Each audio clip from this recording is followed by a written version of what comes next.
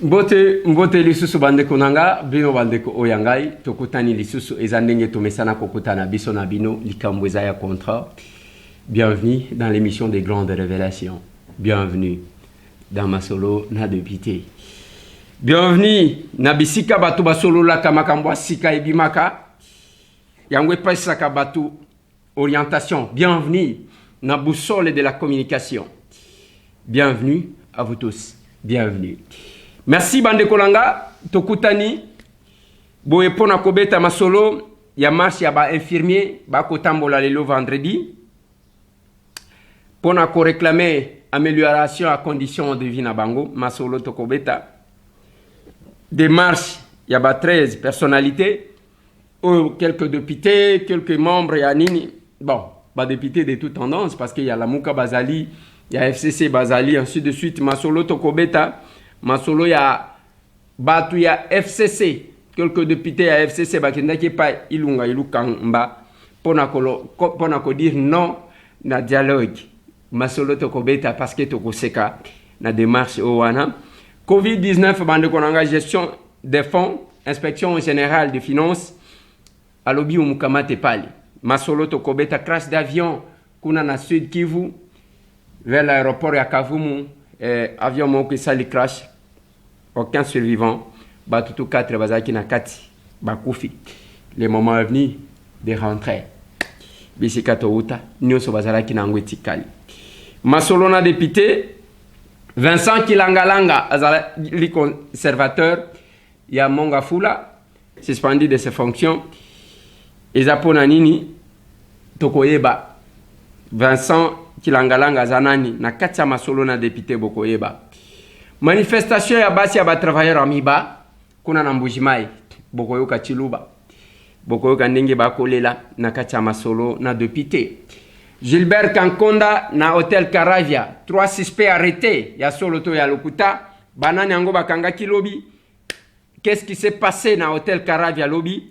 Le mission des grandes révélations masolo na député tokobeta masolo bande konangai pona makambu ya taxe parce que lokola tokolobela Covid-19 balobi taxe ya Covid $30. On va entrer en profondeur pona koyeba qu'est-ce qui se passe en réalité. Masolo na député eza condamnation ya Papi Okata azali mwana mobali ya UNC aleka loba biloko ebele dans le média sous prétexte que yende alingi kamere koleka batu nyonso. Il a été condamné à 4 mois d'emprisonnement. Comme il a déjà consommé 2 mois à Kokako Silisa Makamunaye pour que Abima. Henri Yave Moulang, ancien ministre des Finances, invité, lobby, na cour d'appel, ya Kinshasa Gombe, ayaki te, azasuma peto azasuma te, masolo na député bande konangai tokolobela likambu ya plan comptable ya Frank Vunzu oto ebisaki bino fa passer mbote bisika bozwami mbote na bande koyo basepela kanabiso mbote na bande koyo basepela kanabiso te mbote na baotu bakolanda biso kuna na kasumbalesa bisika depuis na bimisi les grandes révélations ba makambo bandi ko bouger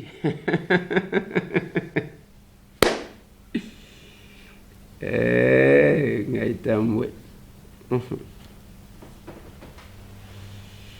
ezalaka malamu tango kosala musala na yo malamu ezaka elengi tango kosala musala na yo na bosolo ezalaka malamu tango ozali ko se sentir à l'aise dans ce que tu fais.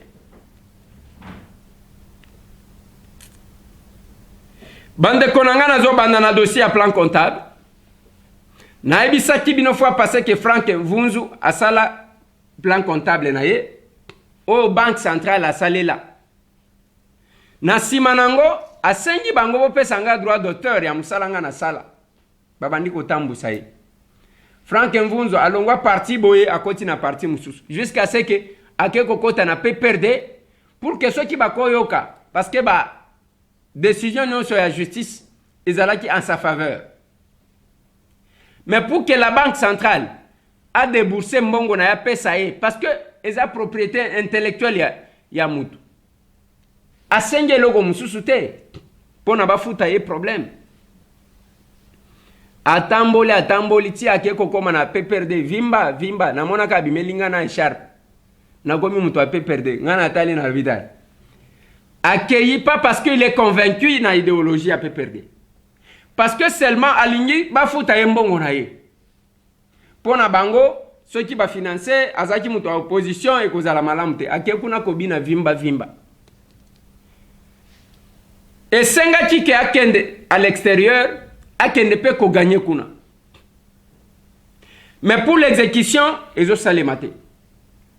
Frank Vunzu akeko kutana na vice-ministre oyo azali kosala intérim ya ministre ya justice sur instruction bien sûr ya chef de l'état élément wana bomoni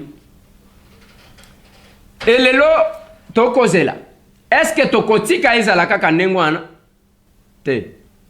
Biso toza ba parlementaire ce qui est simbité, nous allons interpeller celui qui refuse d'exécuter, bien sûr.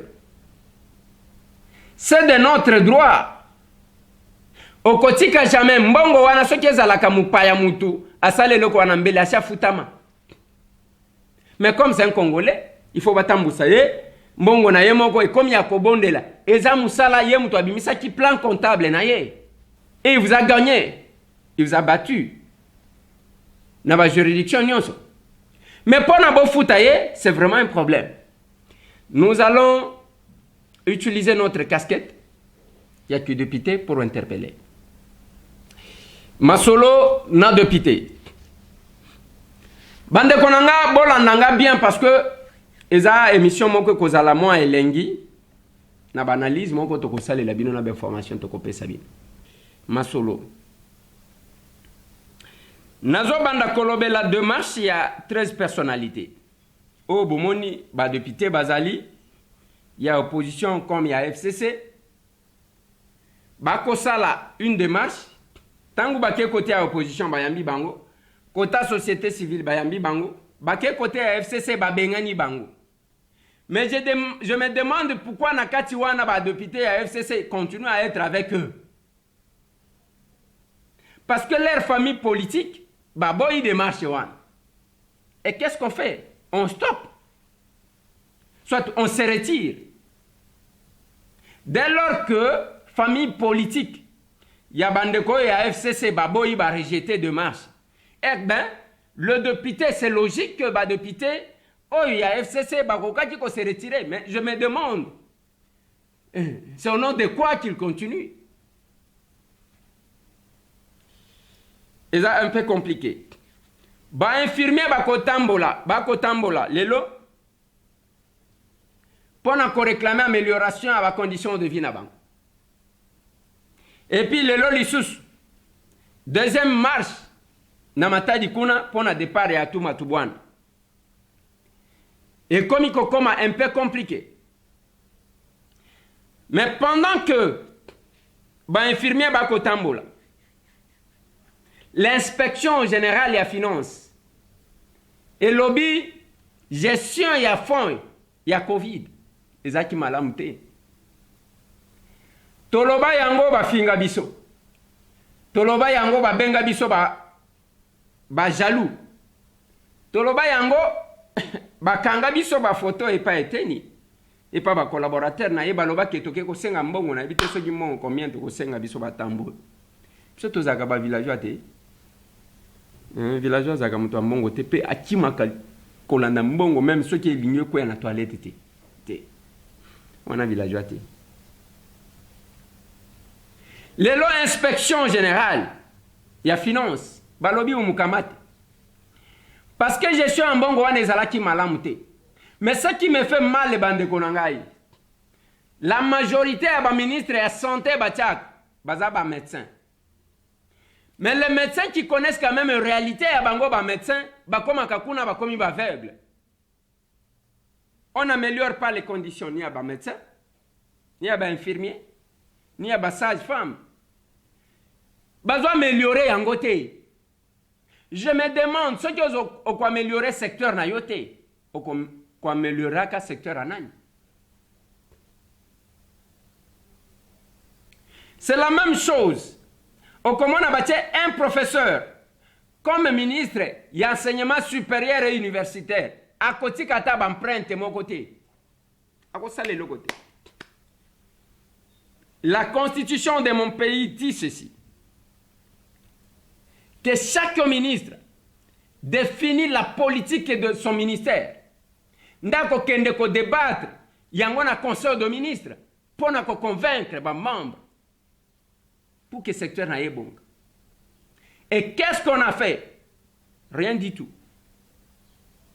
Baye komatisa kaka mbongo en désordre na départ ya Steve Mbikai, les lots qui met en difficulté Thomas Louaka. Heureusement bango mi bale bato ya FCC. Kosalema Kakaboy, Thomas Louaka en difficulté, ils ont créé la grève parce que tout doit être planifié. Mais les autres ont un professeur comme Premier ministre, Sylvestre Ilunga Ilukamba. C'est un enseignant connu. C'est un professeur. Maintenant, quel est l'état il y a un professeur, un collègue naïe? Quelle est la politique il y a Premier ministre dans le domaine où il y a? Encore des questions à se poser. Yangona Koloba, Bozana domaine en santé, Bacheli Bino médecin, qui connaît la réalité nyonso. Et pendant la Covid, pendant la pandémie, Batu awe panabiso bako marché parce que ba futamité. C'est compliqué. Faut passer dans Ebisa Kibinoke, plainte contre docteur Mouyembe, na OMS. Batu batinda pona makambu ya Ebola. Ti lelo ba futamate.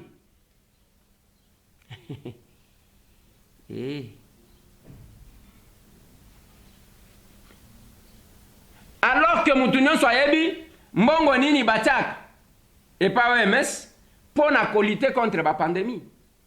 Mais batu bazo futamate pour nani. C'est compliqué. C'est compliqué.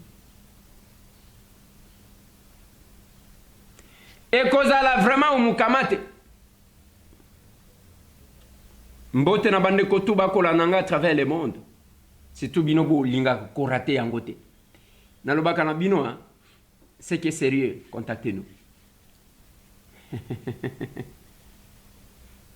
Parce que pendant que batu bazana ba makambu misusu. Ya oyo abimaki na oyo, oyo asalaki na oyo, oyo. Biso to memelaka oyo et kasaka le lent. Ya buzoba et créer une autre actualité. Et que les gens s'y penchent.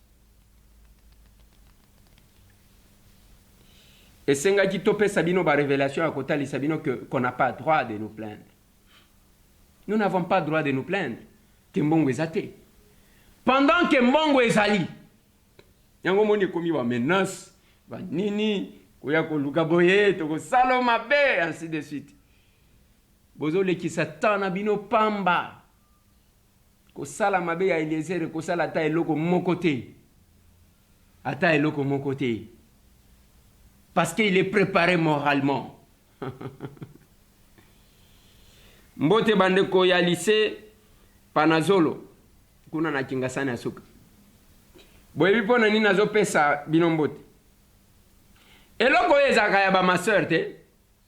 Ba ma sœur ba prêta serment ya pauvreté. Batu bauti na pandémie, bana classe na bino deke baye $150 sinon kokota te. Frais de participation aux examens d'état $85. Donc il faut muto awuti tout de suite afuta $235 tout de suite. Na kingasani kuna.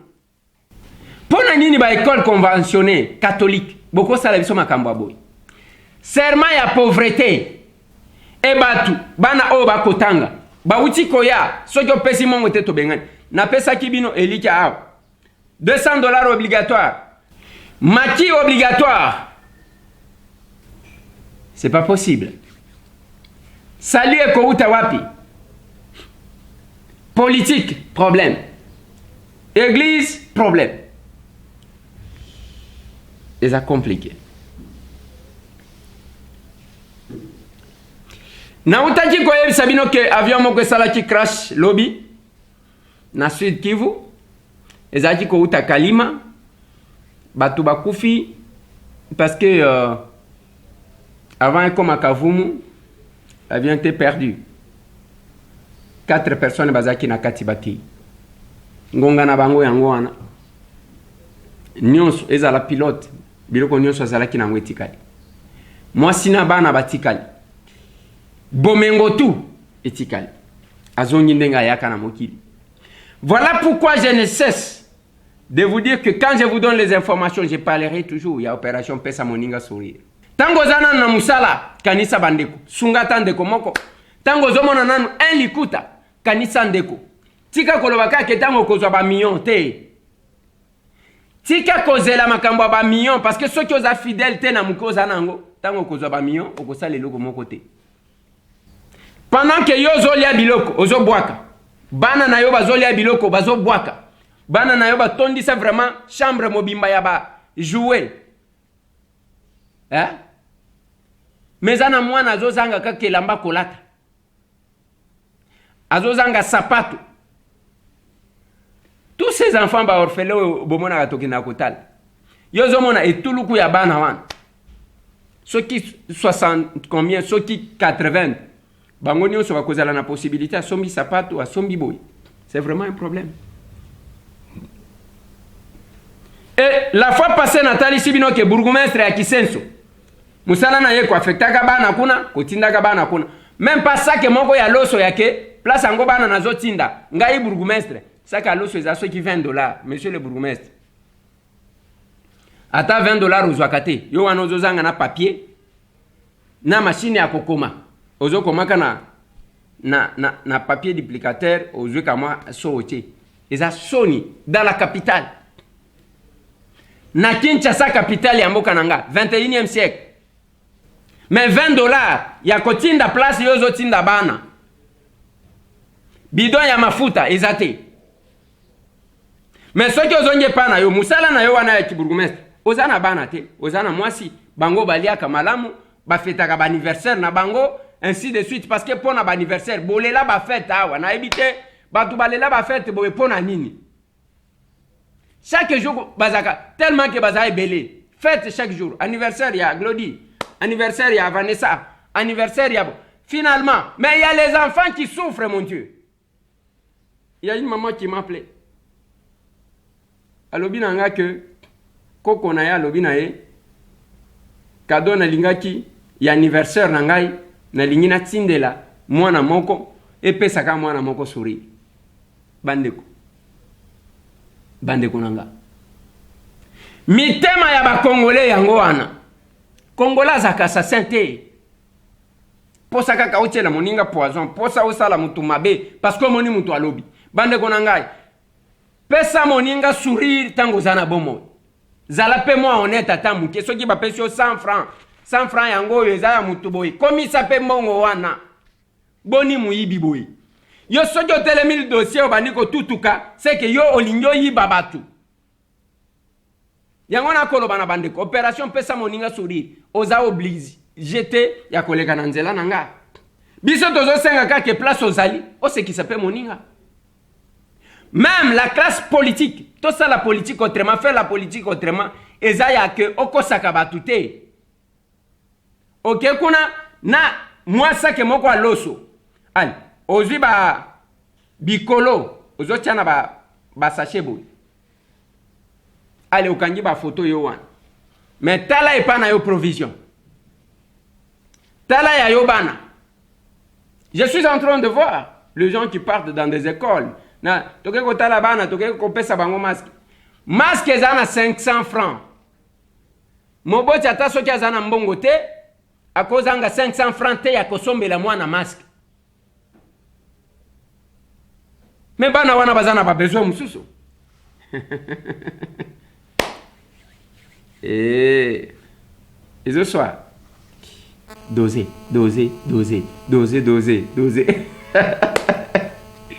Wana bokoli alini makamango yango. Na waya kobeta masolo ya bakasumbalesa masolo ya banini na kobeta masolo awa. Bande konanga tozana pays oyo zomona ke batu bazosala makambu nanko. Quand vous trouvez les groupes ya bato bake komona premier ministre Ilunga Ilukamba otoye koloba non na dialogue. Ilunga quel pouvoir? Bino ba député, c'est notre émanation Ilunga Ilukamba. Il a quel pouvoir? Yakobo ya to kondima dialogue. Il est qui? Il n'a même il y a un mouvement wanate parce qu'il n'a pas un contrat direct avec la population d'abord. Pendant que bino ba collègue nanga ba député, bino bozana contrat. Na population ya tinda kibino. To bosana kate tout moi makamwa mike wana. Même si il faut que le dialogue se fasse. Na mona ba dialogue salima na zaki komona te ba keko luka matata ba keko luka soki muzito bazala kitangu ya ba dialogue. C'était le président de la République na opposition. Si quand on vous dit toye koloba non. Ça veut dire quoi? Makamwa Sonia modèle wana. Tout le monde a kango kakabou. Tout le monde a kango kakabou. Tout ça la nengeni. Nazo beta masolo bande konanga avant na beta masolo ya Hôtel Karabi. Lobby général Silvano Kasson. Azalaki na ba chef ya ba confession religieuse. Pona bayo kana nengeni ni beglise kozonga. Général Kassongo alobi. Général Soni Kafuta alobi. Wana na banina na ba généraux. Après ba pasteur balobi.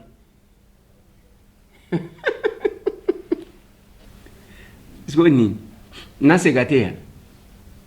Na lobi elokote. Na lobi général Silvano Kasongo alobi. On a harmonisé avec les pasteurs pour le respect des gestes barrières. Je leur ai dit que la police ne viendra jamais en tenue dans des églises, mais la police sera présente en tenue civile pour... nous avons des techniques pour vérifier si les gestes barrières sont respectés ou pas. En ce qui concerne les trottoirs, ils doivent avoir une autorisation du bourgmestre et la police passera aussi, toujours en tenue civile pour voir l'applicabilité de cette mesure-là. Nassimanae, général Soni Kafuta, alobi. Pour que nous puissions harmoniser afin de pouvoir reprendre le culte.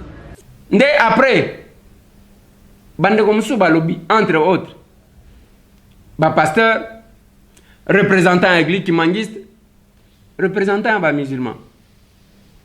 Bien que na islam mo ko yinda. Ezande biso to zone mayete, bango bazo benga kaye pona nini? Biso to ezaka kanengo wana. Islam na biso bozaka na mosquée côté nini no ya ba congolais. Hein? Le musulman congolais bozaka na mosquée côté nini ya bino? Ba locataire na mboka na bango. Bozo ka soni et puis bozo welela ba mosquée ngo wala. Locataire na mboka na bango. Mais bino moko bozana banda kuna bino botonga ya makasi ya danger.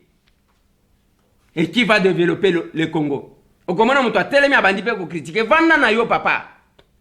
Na lobi boye, le musulman congolais, ya bino mosquée za wapi? Musala na bino bapaya batongi bo bandi ko welela. Soni, c'est ridicule, baseka kabino. Mais bino moko bozana banda kute. Ceux qui bozaba musulman ya solo bozana mutema attaché na islam. Il fallait bo pesa exemple, bo tongi na lobaka na bino, bo kena maluku, bo tongi une concession na ba condition islamique ya kebo bana ko salela ka ba Ramadan na bino, tabaski na bino ainsi de suite ba fête islamique, bo salela ka ngokuna. Ten bozo kene na ba stade, bisika ba conditions za malamu te, ba conditions islamiques ne sont pas respectées et zanengwan. Bino bitumba mikolonio soko welela ka ba mosquée. Mais boza na bozo kamba. Ezaka même sonia ma kamango. Masolo na de pité. Wana ba pesi ndenge nini makamwe koleka. Balobi ba policier en tenue civile ba kozala. Mon général Silvano Kasongo mutune zaka moko. Ba policier ba koya en tenue civile wana.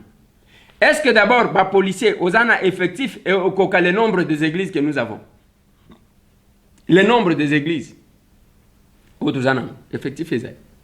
Est-ce que beaucoup de espace tena ba fraudeur mususu va se passer pour des policiers pour commettre un forfait, na simanango boko retrouver bangote. C'est une réflexion à haute voix et nous devons le faire. Na bandi zamabete. Avant na lobela makambu ya Vincent Kilangalanga. Nazolo belanano makambu ya Mbujimayi. Bande konanga. Chaque fois que nous parlons d'une province, okomona kaka un poignet d'individus baye. Te makambu wana zolo beza yango te. Ozana problème na bango, ainsi de suite. Chaque fois. Papa nanga. Ya solo nini ezali kuna ona boy koloba na lobi lokuta. Quand on parle d'une province, na loba le grand bandu na lobi bénéficiaire ba premier ministre Belé basale le côté. Baba niko benganga boy na boy. Na tuni basala nini na bandundu. Basala nini? Ba non, oko comparer muzito te na matata papa. Na ko comparer te parce que matata atako biloko mususu ba surfacturation et salema na banini na banini. Mais matata d'abord, après si l'état ba bureau ya batuko vanda. Oyo spoliation ya bandaku ya l'état ezokoma ka privé na Gombe. On ne peut pas le reconnaître. Lelo matata est-ce que vous avez nenga zo tambol? Bato manyamba zaka bato lolendo te. Mais matata soki otali mutu ka zo tambola nango prestige mon côté. Prestige mon côté. Oya jeep soki ndenge nini tala mitu ka ba cortège ba policier ainsi de suite ti lelo. Prestige mon côté nazo yembela matata te. Naza mutu a FCC te naza mutu ya même tango azaki premier ministre amona monsieur Tambwe na cabinet même pas mbala moko na cabinet na yewa ngana na kenda kuna te. Na salle interview na matata je crois une ou deux fois moko na aéroport. Tangu Congo Airways yak. Bref. Mais on doit parler de quelqu'un qui a fait un effort. Matata na ki premier ministre na ye. Oui, ba premier ministre nyoso ba yibaka, admettons. Non mais ezaka ko yibate. Frais de fonctionnement ya premier ministre ya par mois. Ba pesa ka mongo combien? Soki mutu azana mutema malamu akosala kamu malamu. Soki mutu azana égoïste akosomba kaka banda ku ye moko ayo kaka bien. Et matata oui, atongi hotel na ye azana hotel moko munene na Kindu. Batie makadam na Kindu. Atongi université na hôpital. Atongi école. Et on ne doit pas dire ça. Si chaque premier ministre à Bandundu doit faire quelque chose comme ça, si chaque premier ministre à Kasai, ya Muluba a fait quelque chose, ndenge wane pas na bango. Mais les provinces allaient quand même que se développer. Quand on vous met là-bas, il n'y a pas seulement que votre tête, il y a aussi votre présence qui est prise en votre province qui est prise en compte. Na lobi mabe. Tant on a zo lobela kana lobi, makambo ya ba province gérée na ba autochtone. Eza malamu te. Ba originaire ya ba province wana eza malamu te parce que nous ne récoltons que zéro. Mbujimayi, soki okei lokola bakoye la bombe. Nazo tsela bino image ya miba. Boyoka, après je vais commenter. Ce qui s'est passé na marche ya basi ya ba travailleurs à miba, botala nzoto ya batu, botala ndenge batu bakolela. Après nazonga. Avec plus de 170 mois d'impayement d'agents et une production quasiment au plus bas niveau de la courbe, les femmes des travailleurs MIBA ont voulu par cette marche rappeler au chef de l'État la non-tenue de ses promesses sur la relance de la MIBA. Kachatwa songula mfumu wetu wa Jitunga. Kachatwa songula mfumu wetu wa province. Mfumu wetu wa Jitunga yeye kutuambila bwani MIBA uje mumpaya mwani meme. Cha kwenza matuko abunchi mujula societe wa mibato.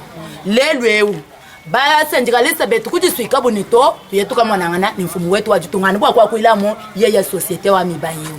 Ba mfumu betu ba syndicaliste kuyabuku kuchinsansa kuji mfumu wa kuyaka mwanangana nini. Ba yiki jinenda yeye kubambila bwani ndai. Mfumu yaji yenu. Byonse bikala chaba kweteka bitibinu londa. Ni lelweu tetuka tena banji kumwana na shamuchungo cha kubivo imubala yabi na shachungo hela chanji kumweneka to. Actuellement, la vie est intenable à la société minière de Bakwanga. Avec larmes aux yeux, cette femme d'un travailleur raconte leur calvaire. Hatuji basomba ni bana tuji ni bana binson bana lelo badi mukalasi muchiji muchisapo bala beto bala ni sala lelo utuji ni corona virus tutuna maya kash tutuna maya kash banga ni sabangwa konenda bala koma ni bibo lelo badi bamba bwane tetu bala beto badonkalasi mule jitse baba bwane bushinduka baba yetu bahanga toni muhanu wa kwani bitu byonso musu kubihana katana ni kwa kuya to famille kami tu ben tuji tulomba mfuwe twajitunga ni jama wesha nguteba jana mumanya bwane bukadanga budi bushankwa semu bumwambile bwane bwali bwakamba ni tufuba mwasa jibu baba yetu amba basa kabiji mfuwa jitunga jibu. Ces indignations sont reprises dans les cahiers des charges de la délégation syndicale de l'AMIBA déposée à la présidence de la République en début de l'an 2020. Le président Mohamed Febatar Ntoumba a confirmé aux manifestantes qu'il en assure bien les suivis. C'est depuis le mois de janvier que leurs maris ont touché $100 après multiples manifestations effectuées. Jusqu'à aujourd'hui, rien du tout ne leur est parvenu. C'est ainsi que nous lançons et nous rallions leurs pleurs pour que tout le monde qui nous entend, le président de l'Assemblée, le gouverneur des provinces, tous les services de l'État, pouvant relayer les messages des femmes et des travailleurs MIBA auprès de qui des droits peuvent le faire, afin que notre vie soit digne. Selon ces femmes, plusieurs plans de relance de l'AMIBA ont été proposés, mais aucun n'a été concrétisé. Elles sollicitent du gouvernement central la réalisation de ces projets pour le bonheur des agents de l'AMIBA. Voilà. Bande Konanga, devant situation en modèle one, même de Kwango a expliqué, Boyika français on n'est aucun. Bon comprendre, comprenez nos émotions. Biso ba villageois to lobaka ba français en lingua. To yebi ba français a chepate, mais quand même message est passé. Yo tikaka ko se cramponner na français. Mais miba ezawa na serva batu. Lelo est comme na etawan. Depuis le mois de janvier ndenge de kwazolo, nde ba touché $100 par mois. Bit loko tout basi bateka. L'AMIBA aujourd'hui abandonné. S'il y a des priorités qu'on pouvait proposer au chef de l'État, c'est entre autres qu'on relève les fiscs entreprises, sociétés, parce que bateau belé, bazo se retrouver. Nakatiwa, bateau belé. Na bao baza engagé par l'AMIBA, na ba msusu. Maintenant on a lobby na bino, Sasim. Baza kuna bazo exploiter diamant, na nenga blague te ba chinois ba exploiter kan rafale, ba makam. Sasim ezakuna. Yaba chinois na meka koloba te orobi boy ainsi de suite tozela droit de réponse à malonga ezate bande ko wana babandaka ke oto chema bele na nzela bande ko nanga ata kindo chango Sasim azo exploiter minerai na mboka wane kosila atonge kolte ezaka ke tozo réflexionner c'est quoi cette buzoba ya modèle wane za ndengeni et ce qui me fait mal c'est quand un kasayen un muluba en plus yakuna azo défendre c'est pas possible nazo ka somo. Et là, quoi, ça les met pas nanga. Nazana place au one, mais nako bousculer ndeko, bakotika bamprente wana. Sasima kokaki ko sala cité ya kotia ba travail. Aza même pas na bureau na Kasai, bureau ya Sasima soki ozoluka ye yaka na Kinshasa zo avion. O to sala pont, ba sala kama passerelle moko ya mituka o ezo mema ba minere et les kaka. To sala pont. Ba ke wana tozo réhabiliter école 5000 atika. Bo sa ba ndoki to ndenge nini? Quand je cite les noms, il y a Bandeko, oh, bazaba conseiller chef de l'État. Pour ça, n'anga ils a ko remplacer Moutoutin. N'azana pour ça ko remplacer Moutoutin. Tant on a zotanga Bandeko n'anga ba Michel Ebom. CP. Makambunyon surtout wana na secteur minier. Ayebi angoto ayebi angote. Akenda ba collège wana combien de fois. Et que le rapport, qu'est-ce qu'on a proposé au chef concrètement? De comment ka beninga lobité. Ozolo belaka ka banini tangu natangi David Mukebana Michel Ebom. Ayoki ata sans sango nazo sala analyse. Alobi nazo discriminer bandeko bauta libanda ten ngai nako discriminer bandeko nanga bauta libanda ten mais j'ai juste posé la question de savoir qui fait quoi auprès du chef, qui apporte quoi. On apporte l'expertise pour nous faire changer makambu, nous faire réussir celui qui a nommé le conseiller, ou bien on apporte une base électorale, un apport électoral. Qu'est-ce qu'on apporte? On n'apporte rien. Dans le secteur bâtiment, il faut tout sentir que Moutouazawa n'a pas changé. Ce qui se fait, oui, prends le courage de démissionner. Au cas où on a proposé chef, Batouebele Bozala Kiao, Mikolo Nyonso. Caméra zo bloqué, caméra zo bloqué, caméra zo bloqué, biso.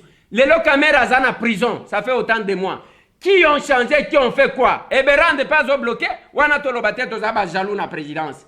tolingi tokipe bafonction ya baconseiller nyonso tokozala baconseiller juridique tokozala baconseiller na mine tokozala na baconseiller na infrastructure tokozala baconseiller na papa bino bozala bato ya modèle nini bolingaka baconseiller bino te po ani bolingaka bato baloba te po na nini parce que nzembo ezalaki caméra azobloqué caméra maintenant que caméra est en prison bandeko na nga vous pouvez prendre le courage de nous regarder et nous dire qu'est-ce qui se passe si Eberand Kolongeli et sur les pas de caméra, il vous bloque encore. Mais alors, soit vous démissionnez, soit vous se liguez, vous benganiez. Je me rappelle, je dois vous rappeler une histoire. Et par Roger Lumbala, na chaîne, na RTV, et ça qui na DG, na DGA, à un moment donné, après, et comme le système, il y a un coordonnateur, ainsi de suite. Parmi Batouana Bazalaki, moi Bazalaki a kovimba boy namona agoma ko sala be mission zo pesa pe batu leçon. Yamona lobaga na batwa mupaya kaka nde amela kama yekufela mbwa. Soki muto alobi bolobi azoyo kela mutuzu. Ngatamwe na koyo kela mutuzu. C'est nous qui sommes les créateurs des événements.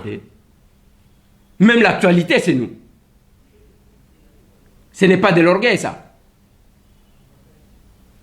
Les agents se sont organisés. Monsieur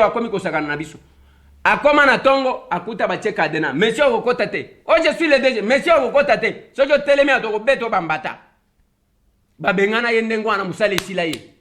parce que Lumbala ne pouvait pas chasser tous les personnels au profit d'un seul individu qui gérait mal sa boîte. Et c'est la même chose. Si le directeur de cabinet Azalika a bloqué, mais organisez-vous pour Benganaye. Vous en avez le droit. Maintenant que Kamer est là, parce qu'il faut réfléchir, Makamoussous. Kamer est en prison actuellement. Ça fait combien de temps? Qu'est-ce qui a changé à la présidence totale pendant Kamer et Zalaki Boye, après Kamer et Zaboye? Attention qui n'a pas liété. Dis-moi que vous puissiez me dire que Abenga Kayendem to apesa kaba ordre, c'est lui qui continue à bloquer au téléphone. Là, je vais encore comprendre. Mais qu'est-ce que les conseillers apportent dans son secteur? Bandekonanga, chef de l'État va conseiller dans le domaine nyonso. Tant on a lobeli na bandiko pesa bino ba makambu et koleka na ba frontière. Pour vous montrer que on n'a pas le droit de se plaindre que le pays n'a pas d'argent. Bino ba conseiller boko kati ko dévoiler ngote presque 2 ans après.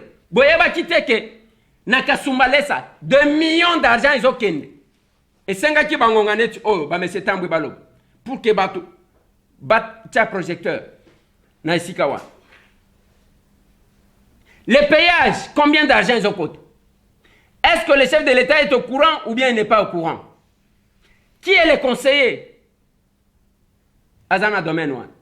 Makamuna lobby ya go pass.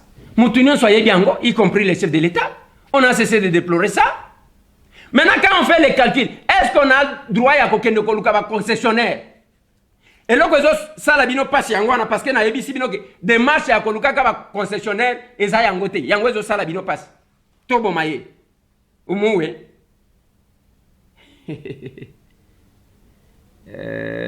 Ngaitambwe makambo. Na pasika muke yawezo salema na kasumbalesa. Nana lobite. Nana lobite. Nakoba Kissa. On a trouvé sous Kabila, Bachakaka BP, qui prenait tout l'argent de l'État. Et l'État en plus, ça zoba qui c'est la Kayembon. Baye kolongo kuna bapesi mutu mususu. Kende ko somba bascanner, bazwi mbongo bapesi ye. Ake ko somba dimbambala mibale ya bascanner. Ezo scanner camion pendant 20 minutes. Opération ko tiko salema dans 6 secondes. Ce que ça est belé comme 3 minutes. Bande konanga.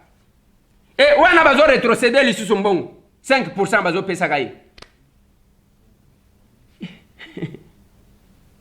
On ne doit pas parler.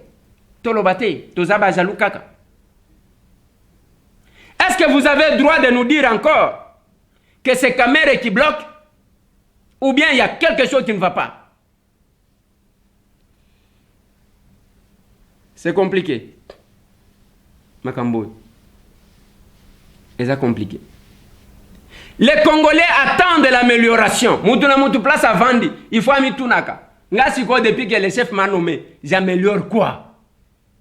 Et quand je donne des révélations, naloba ki na bino ke ba kotinda batu bataki. Na pesa ki aliboso. Tant qu'on a pesa aliboso. Bomoni une réaction. Na yego pesa mtu. Ngaitambwe. Mbote na bandeko tuba kola nanga kuna na Tanganyika. Bandeko nanga bazana moba mbote bisika bozwami. Boza bambote bandeko nanga boza kola nanga na Kamina. Na province ya Olomami. Bandeko nanga bazana bumba mbote bisika bozwami. Boni loso wa bumba eza malamu. Bomona kindeko moko aye alobi ngana uti province orientale. Naye parce que nayo ki kuna kezana député moko ayoki moi souci ya ba personne avec handicap. Na ko lukata ba moi biloko mike ba moi beki ba Eza boete.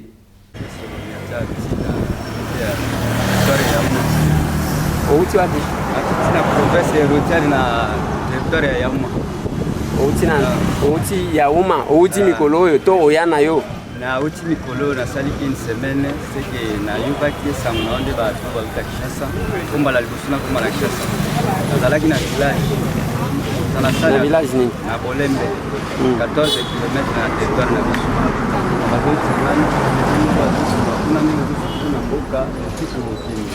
Na luka kiasi mwa ratio de mama ya Banière asiportenga na nzela na koma kina oyoki kuna ba option nini ba option ngabi temo kwa sana Kinshasa azosunga quand même na ba beki na ba kendo kusunga ba professeur songi na yo ba transport ki atandinga usaka ba jardin na mboka mbala likusuna mona Kinshasa on a koma kina libongo tangu na osola lisolo boile soda moko pe ya province ya Daza laki ya yuki abinga pe nazamuka kuna daza singa pansinga na ka singa address na bureau kusi mtuana nda zingai kusi transport kusi daza sema nda pansinga Kolobi nani apesi address ya app koma ina bureau na bureau kuna nde babi azana yo lobi ezambala liboso ya na Kisasa oyebi na bureau na ngandenge nini et puis oyebi ndako na ngandenge Nayaki na mwana ya soda. Mwana soda ndio amemacho na biro. Wesko problem na hizo. Problem na ngai zalika ndenge na zangi beki konga moko na fabrika kiamo. Zangi beki na ndenge ya mwa bezo ya transport na sala batamo ba jabe na mboka kuna. Kuna na tina destination na. Kana. Transport ya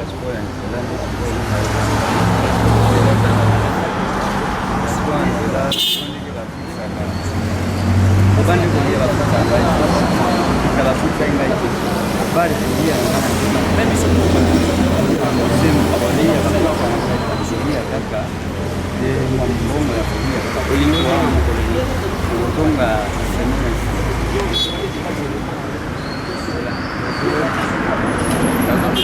kutonga na mpango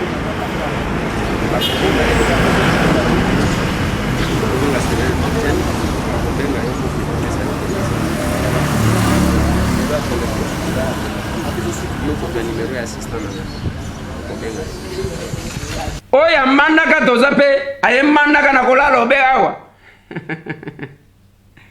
bande konanga topesa ka baninga sourire tango zana musala kitoko tango zozwa un likuta na yo kanisa pe baninga na yo na pesa ka merci chaque jour na bemission nanga na bande ko bazaka na mutema bomoto bawo bazori antaka bana na bango na nzela ya kolinga bande ko na bango ozana mukesu ngande ko na yo na ebisa kibinoke ba mama ya ngwele awa na kingabwa batindaki legume pona kopesa bande ko sourire oyo mutu azana ngonda ko sunga nango mutu bien sûr que pendant ce temps tozana posa ya ba machine à coudre tozana posa ya ba chaise roulante tozana posa ya babeki wana ezami kolonionso ba machine à coudre za pona ko sunga bande ko pour que bazwa mwa musala oto zwaki liboso yango to pesa ki bandeko nanga même bisika to aliko kende même nini to ko sala et ça pour rien tika koloba nanga ke wana musala député ta j'ai trouvé les enfants bazo vanda na se na mabele na Kinshasa la capitale na Ngwaka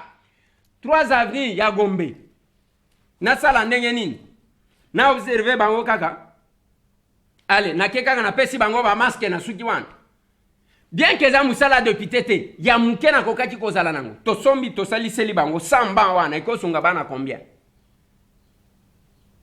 faire la politique autrement aussi c'est ça naza un simple caporal ya ba député to kosuka ka ko pesa ba masque ta faire la politique autrement c'est ça ceux qui ont la possibilité à intervenir ou intervenir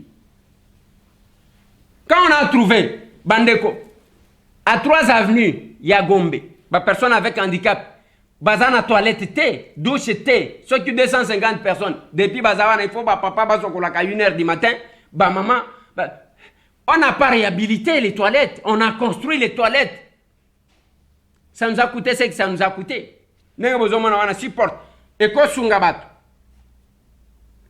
tangu possibilité monana ki ake bato bakolala na ba condition mabe il fallait ko sombe la bango ba moi éponge bana na bango pe balala ndenge bato balala on a donné on doit prêcher par l'exemple tozana financement mon côté peut-être moi li sungi abande kona biso bazali banda muto akotinda $100 na ye muto akotinda $200 na ye to sangisi to sali quelque chose pona ko sunga bandeko to kozela ba o baza censé ko sala ba ko sala te to sala ndenge ni bango ba ko la place amala mais bana ya baninga ba ko la na se nous l'avons fait on doit prêcher aux gens ya ke bazala ba démagogue. On ne va pas en politique tolongola idée ya ke ozokende na politique ko sala mbongo s'enrichir te soki bao baza censé ko sala bazo sala te biso ba député de toza ba responsable parce que on les sanctionne pas. Alors comme conséquence il faut biso to combler siko je sais que to kokate ça va demander à ce que bande qu'on a biso si tout bande qu'on a biso bazaka ya majorité il y a FCC dès qu'on interpelle quelqu'un allez one qui sont pour qui sont ezaka ndengwan muto akozonga azovimba. Le ministre aujourd'hui ne respecte même pas le député parce que le député va protéger bango. Je l'ai dit, j'étais encore journaliste, je l'ai dit dans le huis clos un jour. Nathalie, ça madame Janine, nalobi madame, il faut que le député bazala quand même nenine. Ce n'est pas un député bazo kenda ko tambola na ba cabinet ya ba ministre, ko somnola kana ba antichambre ya ba ministre.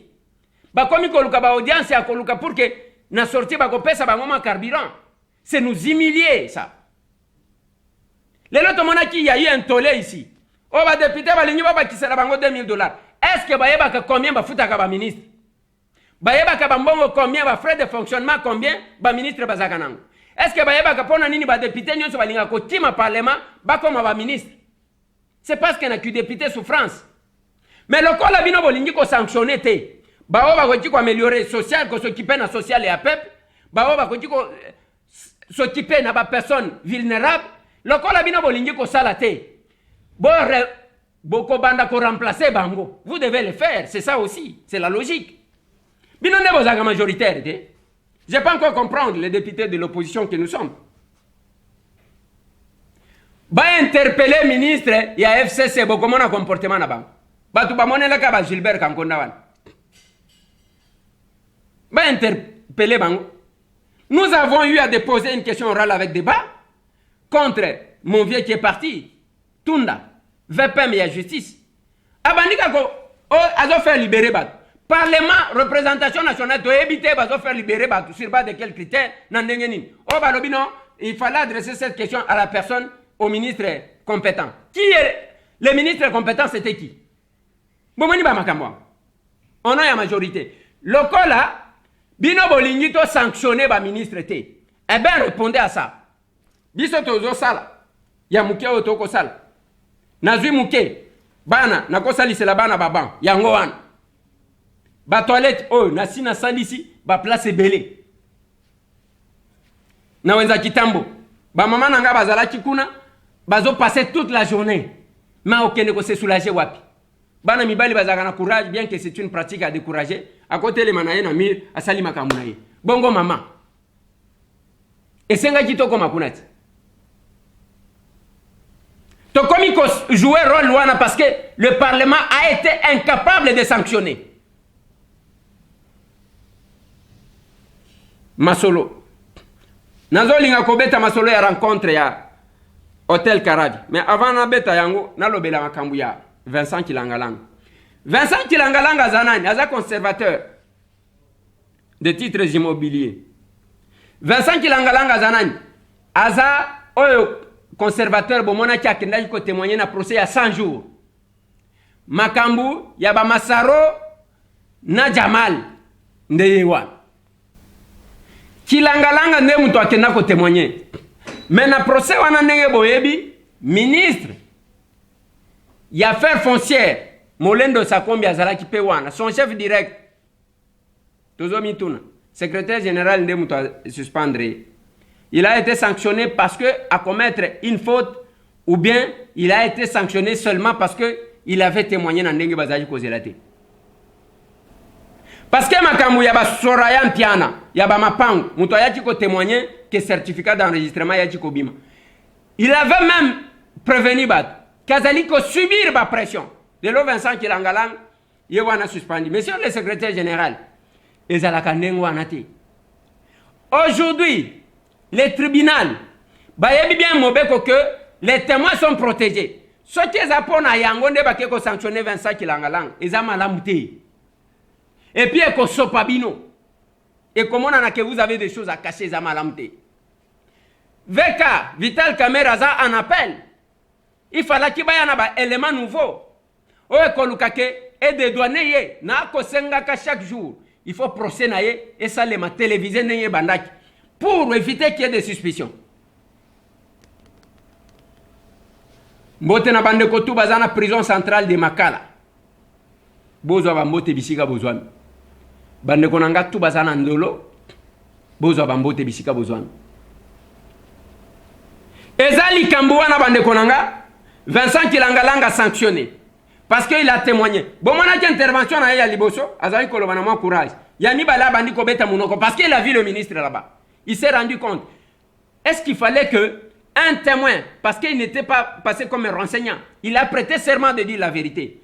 À cause ça, parce qu'il avait un travail à protéger pour être poursuivi après. Parce qu'à cause, on va voir ce qui va se passer. C'est quand même déplorable, le Kambouan.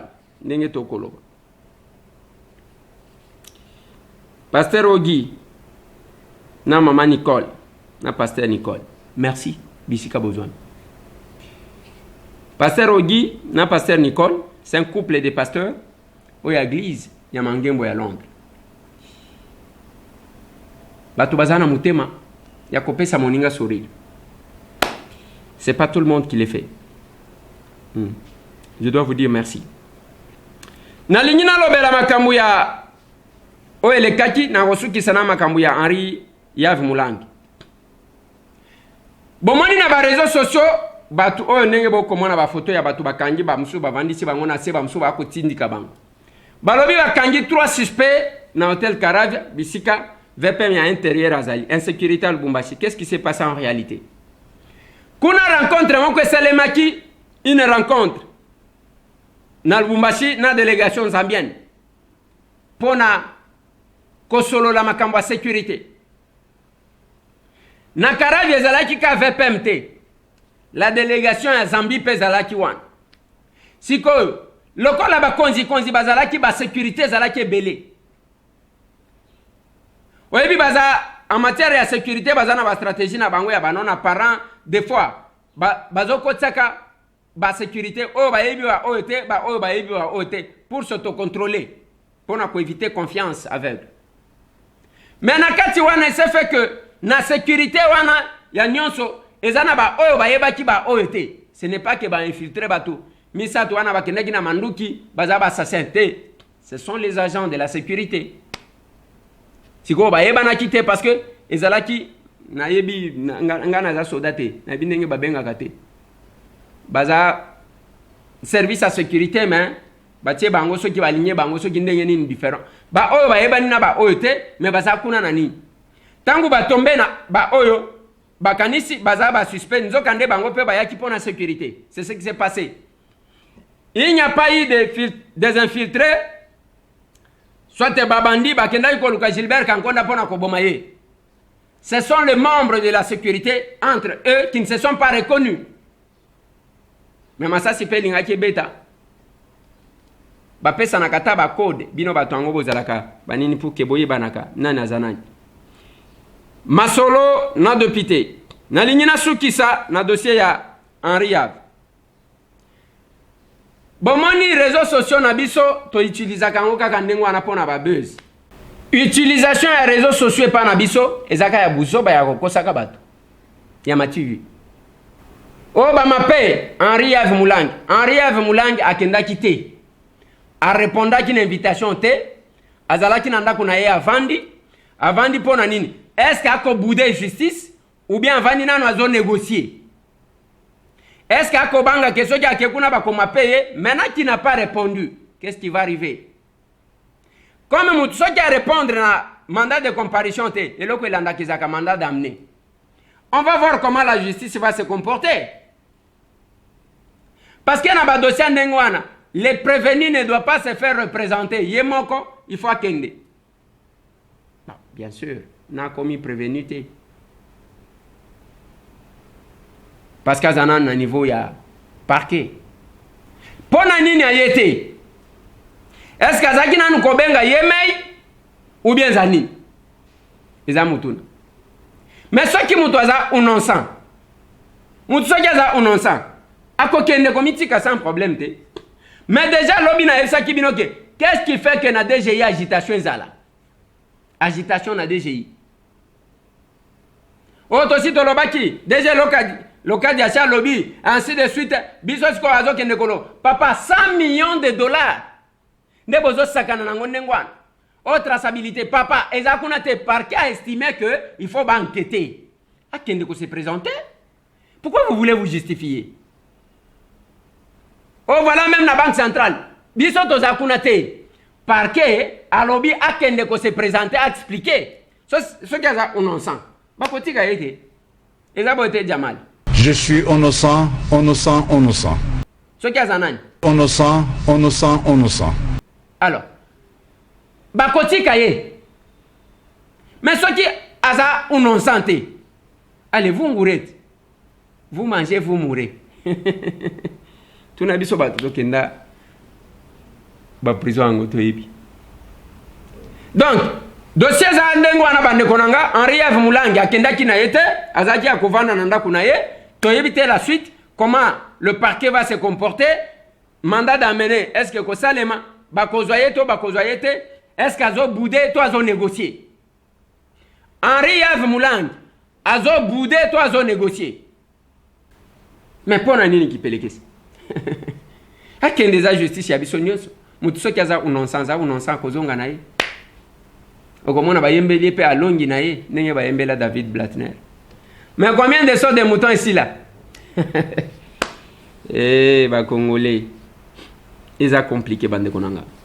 Nazo suki sa émission ya lelo bande konanga na ko insister na bino que opération pesa moninga sourire nyonso za vanité de vanité. Tala bisika ya biso mongo ekendaka 100 millions de dollars balingeti kala ndengwa. 100 millions de dollars eza presque 6 aéroports ya loko la maya 6 aéroports. Mais comment nakaba ya moko bakabola ya biso mbongo yeba na katangu yibama. Mais loko na koloba bande konanga, j'insiste encore. On n'a pas droit de nous plaindre. Nous n'avons pas droit de nous plaindre. Pourquoi? Parce que nous avons la possibilité d'avoir l'argent sans que ça la concession. Tozana ndenge ya kokotsa mbongo, il suffit seulement d'orienter bambongo na caisse na compte ya trésor public. Ce qui est orienté yango bande konanga to kosenga banque mbongo akopesa biso ba crédit. On va construire ezala ba autoroute, ezala ba nini, likambo péage batikela. J'ai commencé à donner ba révélation ezala na Kasumbalès, ezala na ba frontière. Les lotos zali koloba. Ah, nous avons combien de frontières? La frontière ya munene o ezaka côté ya Ariwara kuna. Côté ya nani? Ya province ya Ituri. Qui contrôle ça? Bamitu ke bimaka kuna. Kuna na Mambasa. Qui contrôle? Ainsi de suite. Nous nous plaignons que le pays n'a pas d'argent. Pendant que Mango et Kotiko Kene na caisse à l'État, tous ceux qui payent en côté, Batu Basala Bakoterina Bango Bazoka Bambongo. Et les gens entrent. Je pose encore une fois de plus la question. Bande Konanga Bozana présidence. Kamere bloque toujours. Kamere a bloqué Kaka. Pendant ce temps, qu'est-ce qui se passe? Pourquoi on ne sent pas toujours les changements que nous attendons? Voilà. Et ça un peu compliqué. Et que ça la bisomawa.